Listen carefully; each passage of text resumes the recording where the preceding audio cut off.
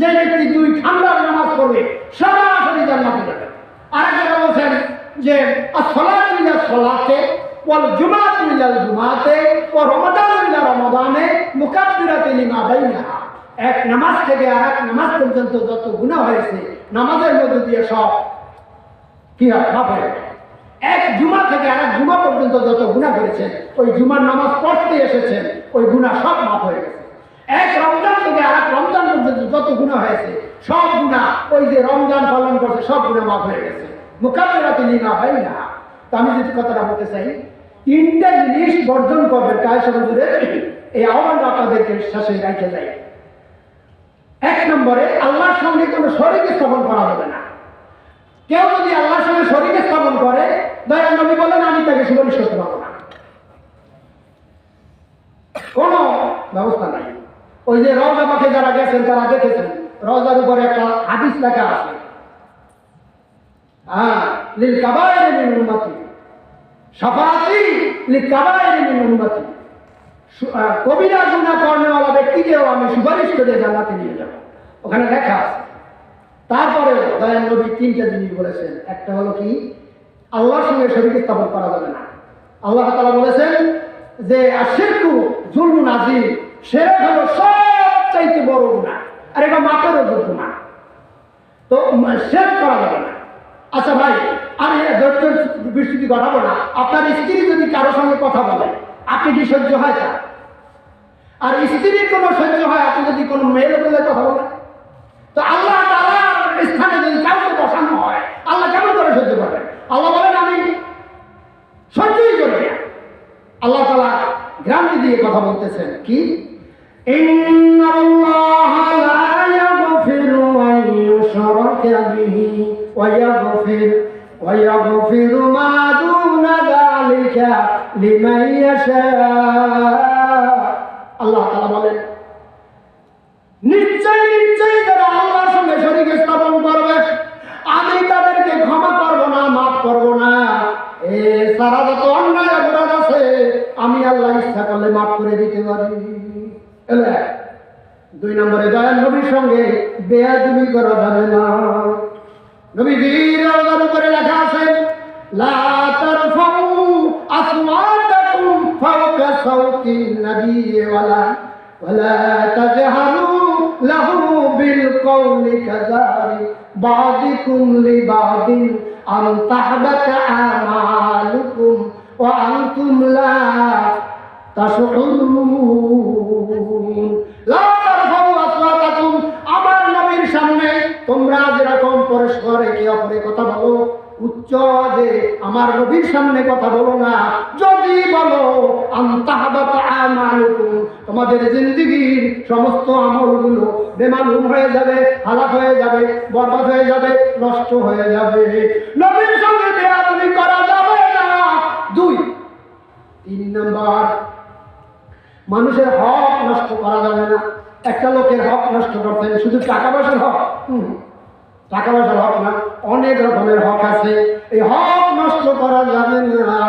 যদি হক নষ্ট করে থাকে, দুনিয়া থাকতে তার জন্য আপনি বাড়িতে যাইয়া আপনি মাপ চেয়ে আসেন, আপনি মাপ চেয়ে আসেন।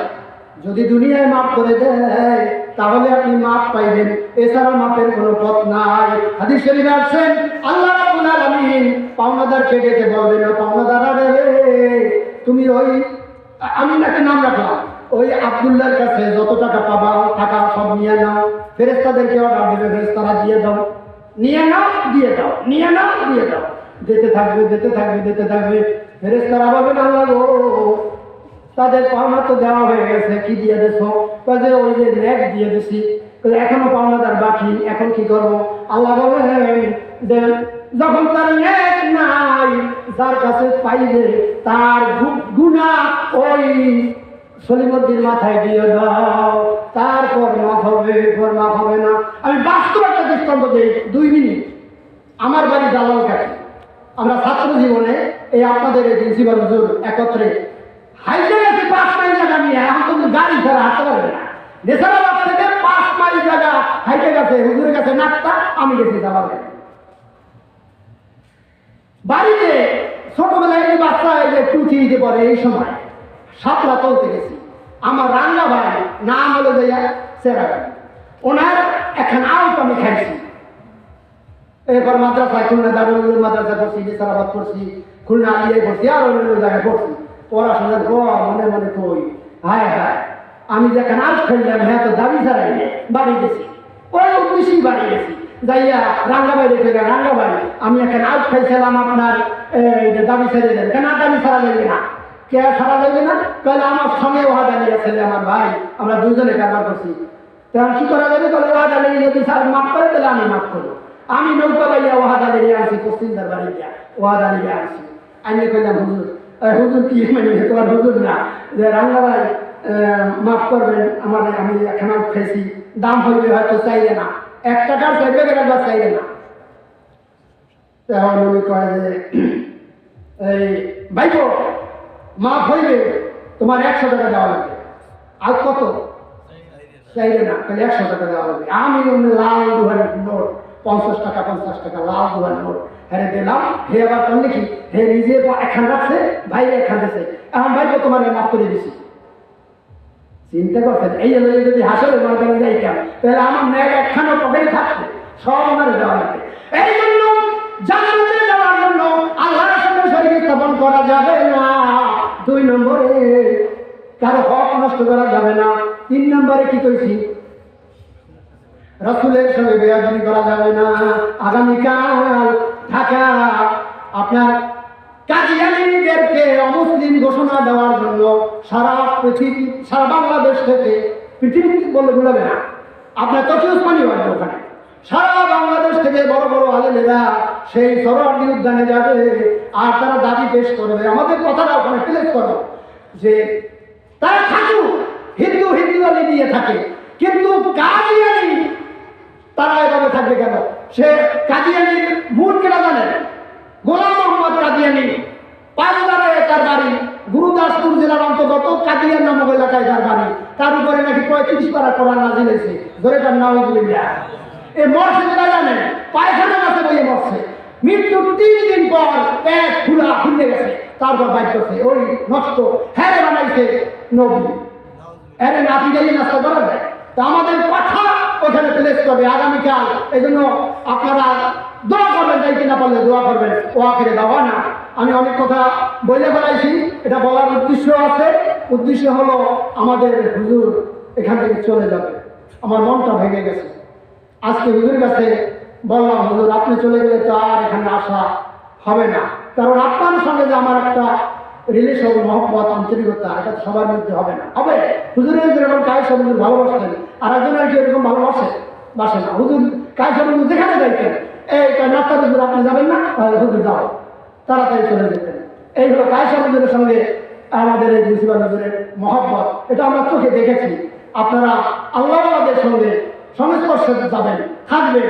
একটা কথা বলে দিই, আল্লাহ নবী যখন ওই আপনারা মসজিদে নববীতে ওয়াজ করতেছে, তখন বলতেছেন সালামি, আমাকে প্রশ্ন করে আমি জবাব দেব।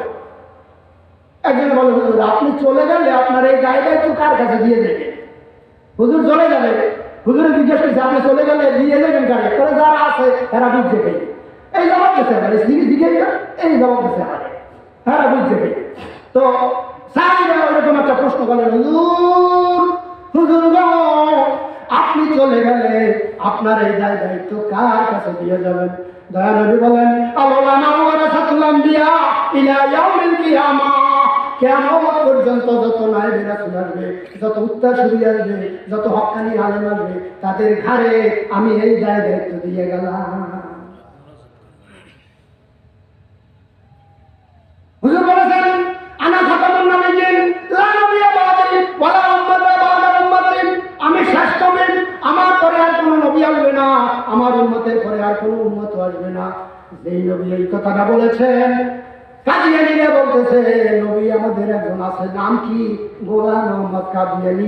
জোরে বলেন নাউযুবিল্লাহ। তো আখির দাওয়ানা আলহামদুলিল্লাহি রাব্বিল আলামিন। আমাদের মাঝ থেকে অনেক লোক চলে গেছেন, তাদের রূহের মাগফিরাতের জন্য একবার সূরা ফাতিহা, 3 বার সূরা ইখলাস, 11 বার দরুদ শরীফ পাঠ করি। আউযু বিল্লাহি মিনাশ শাইতানির রাজিম। বিসমিল্লাহির রহমানির রহিম। আসসালামু আলাইকুম ইয়া আহলাল কুবুর। আলহামদুলিল্লাহি রাব্বিল আলামিন। বসেন, নাম খাওয়া